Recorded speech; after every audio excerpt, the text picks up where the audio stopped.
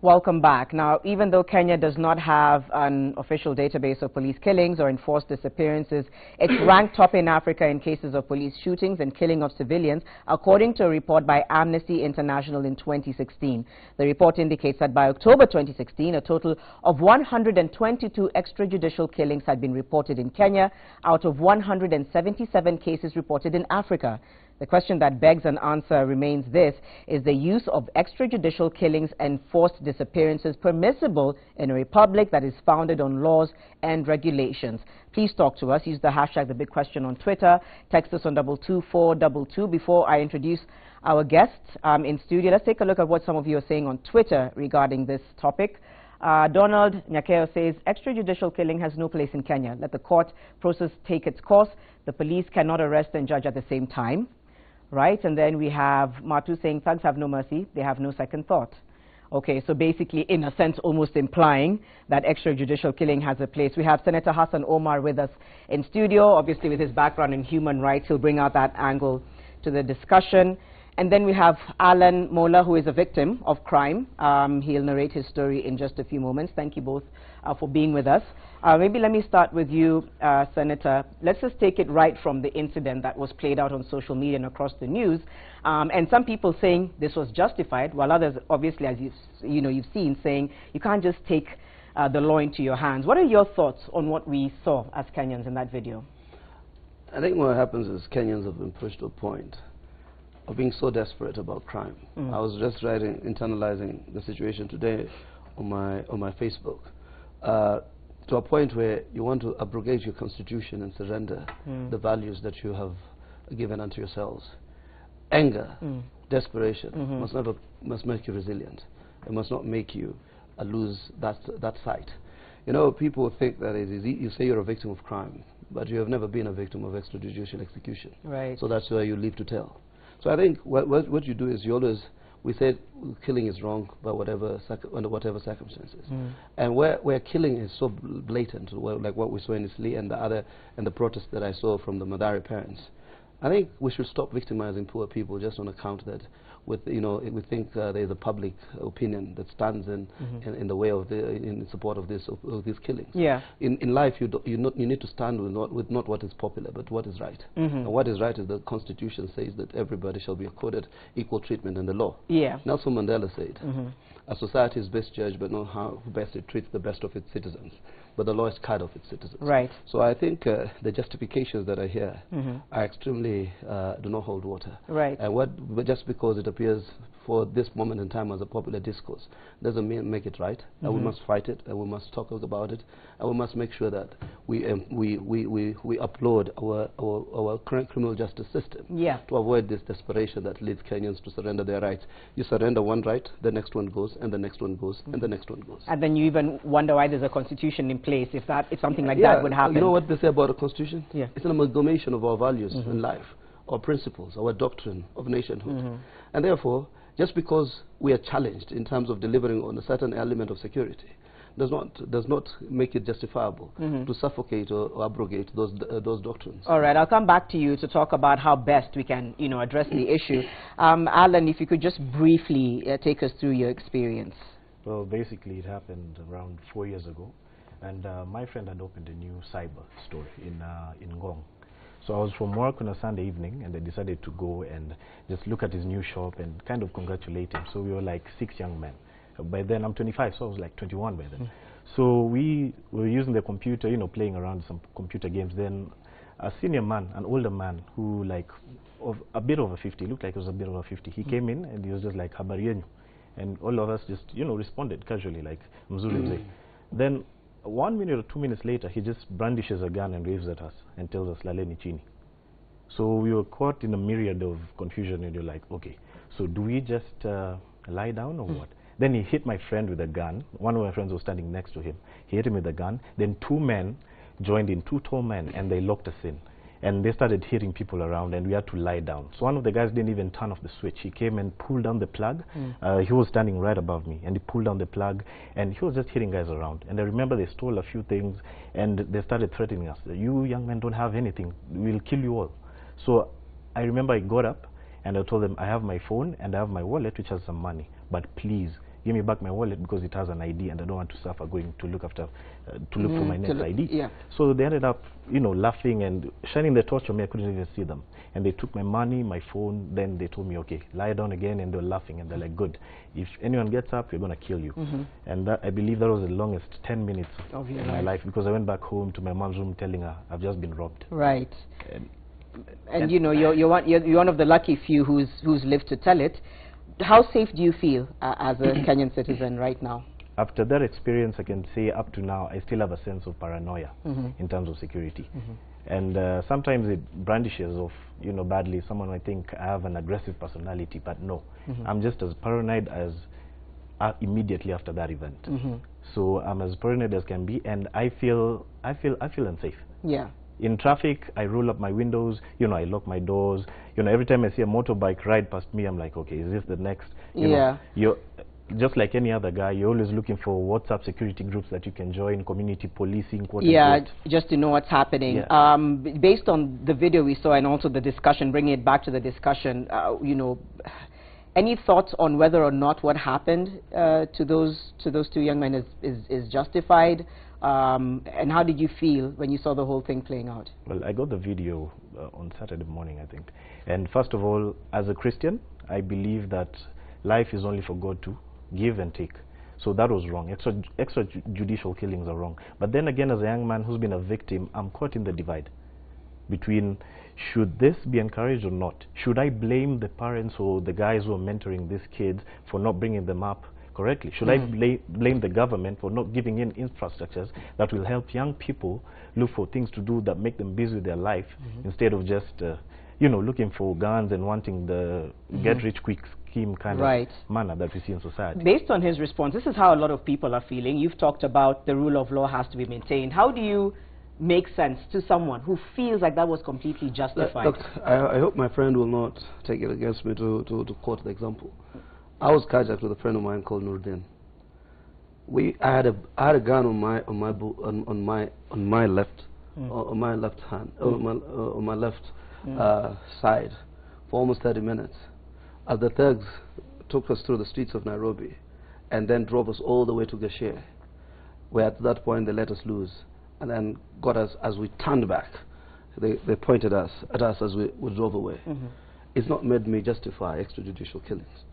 I was robbed once when I was crossing over from National Bank to Kagan House, where Mushuki's office used to be, and somebody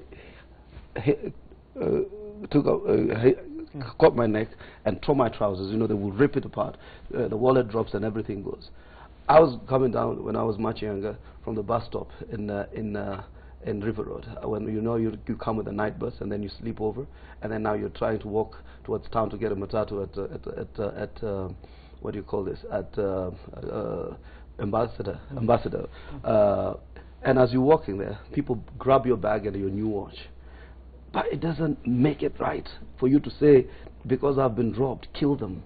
Yeah, because there is a constitutional doctrine that guides us as a nation, that says that that makes us stronger in our values, that places a higher threshold. I am not a criminal. You don't justify crime with official crime. I am stronger than a criminal. I am resolute by virtue of the constitution that we've promulgated on ourselves. So this is issue. In fact, I saw the middle class, you know, a whole ploy who does not internalize that this is only meted out to poor people. When they killed James Ochola Odhiambo Jordan, 1998, the son of Professor Peter Jordan, the country went up a burst demanding justice, because they ended up realizing that actually Jordan does not come from Madare. He probably comes from, you know, Spring Valley. And then when they killed Miruri's son, you know, the guy is serving a life sentence. So let's not just make this a victimization of poor people. Because in the U.S., they find it justifiable to kill a black man on the basis that he potentially could be a criminal. Don't kill poor people just because potentially they could be criminals. And I think we need to start enshrining those values. It is very wrong to take us through a circus in this country to justify extrajudicial executions. All right, let's get a quick soundbite. This is from the IPOA chair, Mashari Njeru. Let's see if we can bring up where he condemns extrajudicial killings. Let's listen to that and discuss then what more IPOA should be doing. Let's take a look at that bite. Whenever there has been, in fact, we have been at the forefront. We've always issued advisories and statements condemning any attacks on the National Police Service, because as a civilized democracy, we cannot allow members of the National Police Service to be attacked by anybody. We would expect that whenever there's an attack on a member of the National Police Service, including killing, the police should be able to undertake a serious operation to ensure that the culprits are brought to book and dealt with thoroughly, because for us, there's no debate about that. There should never be any debate about attack on the members of the National Police Service. Otherwise, we would be encouraging anarchy in the country. So we are very clear as IPOA. And the entire National Police Service knows that that's our position. All right, Alan, I'll come to you, but I'd like to ask the Senator, so then where is the gap? Because there's obviously an issue. For this to have happened, there seems to be some kind of gap somewhere that he's saying could really degenerate into anarchy if this continues. So where are the gaps in your view? I think there's a frustration with the criminal justice system. Yeah. The police is incapacity to investigate. The police expect that every criminal that takes to court shall not be afforded the rights enshrined in the Constitution. They think that everybody who should be taken to court should be hanged. That always depends on the strength of your investigations. The court can just not be hanging people on your behalf. You must make sure that you build your capacity to deter crime, and then where it is crimes are committed, to investigate it. And I wanted to respond to this whole idea we're here. What about the police? I mean, we all have a lot of respect for the sacrifices of our men and women in uniform. We have respect for the sacrifices of the police officers. You know, I served briefly in the military, and I remember the first words when I went when Major General Laisami Skipsaita came to speak to the cadets. He told them, this kind of job can reward you, and you can be the most decorated soldier in your neighborhood, but it can also take you back home in a box. There are attendant risks in joining the police force. You subject yourself to the line of fire. You could die. You know, that's why you carry a pen when you come here. They carry a gun when they go to work, because there are risks that are enshrined. So we cannot, where I sympathize entirely, we must create systems to investigate where police are killed. That's what we owe them, to bring the perpetrators to book, not to go around shooting anybody you suspect to be a criminal on the basis of vengeance. So it's a criminal justice system. Alan, as a civilian, do you have any sympathy with the police, just in terms of how they are, in a way, forced to deal with some of these crimes? What are your thoughts on the police and how they operate as well? Honestly, I feel like no sympathy with the police, to be honest, because how do you go to, and this is not from my story alone, but many guys you hear have been robbed. Okay, I go to the police, tupatie pesa ya fuel, tuende na wewe nyumbani, unajua ndio tutafute hii kesi nini. You get a lot of things like that happen, and I'm sure many people will come out and say that. And looking that as a matter of fact, you're left wondering, do we then go back to the mob justice that when I was growing up, there was all this mob justice talk in the media. When you read the newspapers, mob justice this, mob justice that. Then I believe the government went through a certain campaign, and the Human Rights Commission guys, where now stories of mob justice ended because there were more policing and community policing. So what happens? That's the question. What happens next to end the gang mentality that's gripping our young people right now? The fact of the matter is, we have to care. You guys have to care for the police. You have to put in laws that actually care for the police, so that they feel like respected people in society. So that when they're doing their jobs, they don't have to come to my door and tell me tafadhali. Not even tafadhali. Unajua hapa itabidi utoe pesa ya fuel ya gari. You know. I don't know. Alan, I agree with him entirely. In fact, this was one of the most robust debates we've had in terms of police welfare, including life insurance cover and etc. But it depends on the philosophy of a nation. If a nation has its philosophy, and what are the most critical foundations that the nation rests itself on, it should be security, education, and health. The security officers, the police officers, should be some of the best paid officers in this country, so that you actually demonstrate the philosophy of the nation is that it commits its resources towards policing. But I remember when we had this debate, about increasing police welfare and police salaries. I remember the then Minister for Internal Security told us, once these guys become comfortable, they stop following orders. Yeah, because there's a way in which when you keep somebody as a peasant, then you're able to exercise a certain level of control. Is the politics of control that poverty affords those with means, the means to control them, to manipulate them, and to manipulate their politics, to manipulate their social conduct. So then, secondly to that, you need to invest in education, and then invest in health, so that our teachers and the doctors should have been the best paid professionals in this country. But yes, look, the police is supposed to be somebody who's not able to proceed with school or academics. The police is one of the most disrespected cadre of professions in the country, and I agree to that extent. But the fact that we want meaningful police reforms to cater for the police welfare and to boost their capacity, both in terms of proactive and reactive policing, does not justify us filling that void with shooting people on the head when that person has surrendered and that person is armless. And I hope IPOA will get to the heart of some of these shootings. Those people must go to jail if this country's rule of law and constitutional order must survive. Right. We have to wind up, but first of all, of course, we reached out to the police, and they did not respond to our call to come for this interview. Because the position is indefensible. Right. Then the defense, yes, right now. Indefensible, seriously. So then what next, Senator, going forward? What do we need to start to see? How can we begin to, we saw the statistics, you know, we saw that we're ranked among the worst in extrajudicial killings. First, I want to just hope that the President, if he's watching this program, because I've seen him on a Citizen show, is to know that he took oath of office to defend the Constitution without fear, favor, malice, ill will, etc.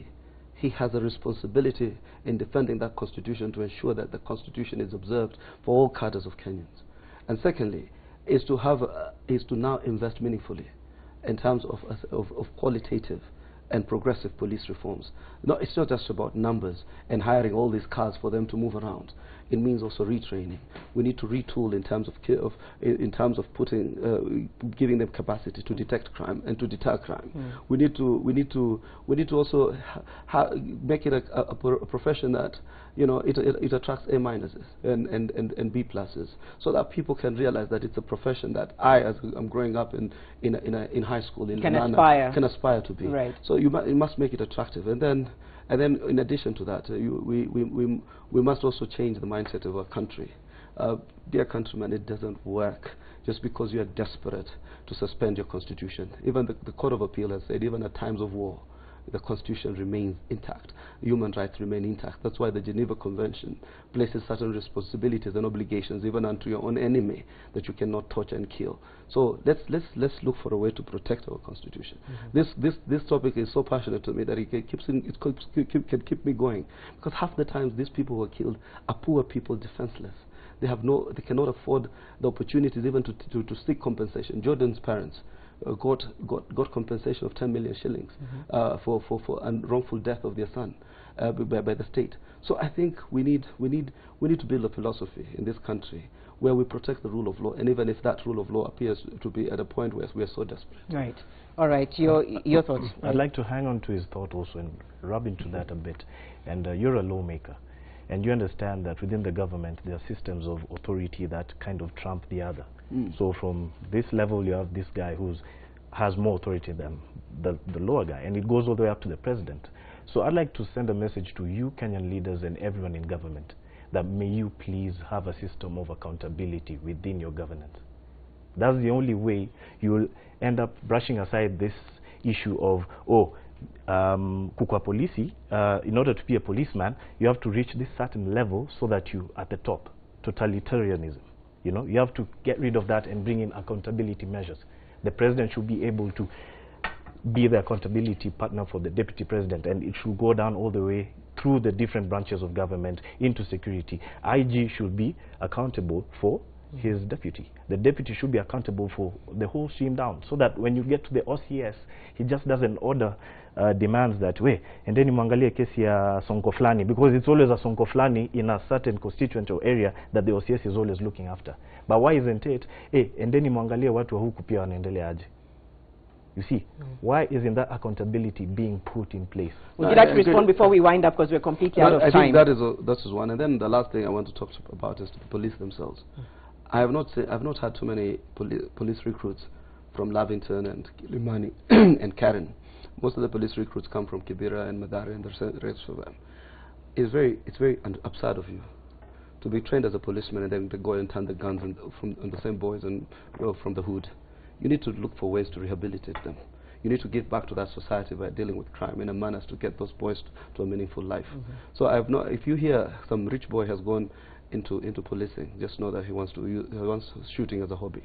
But when you find poor people turning against one another, this is like a class struggle in this country. It's the same way we see it in the US. It's the white police people always having this preconceived notion that the black people are criminals. We cannot have also a preset notion that poverty and crime is correlated. There's no correlation whatsoever. So as we wind up, I agree with you entirely in terms of creating oversight and making the necessary investment in the arena of security. Not just media releases. You know, it's more than just a press briefing on, oh, we shall do this. No, accountability to the letter. You just don't get transferred from one sector to another because you disrespected somebody. No, you get fired if you're not doing your job. You want Muraguri fired? Thank you. Just joking. Let's end it there. Thank you. Thank you for your passion. Thank you for your thoughts on that note. Right. All right. Thank you so much for that. Stay with the big question. We'll be right back with some of your feedback before we wind up.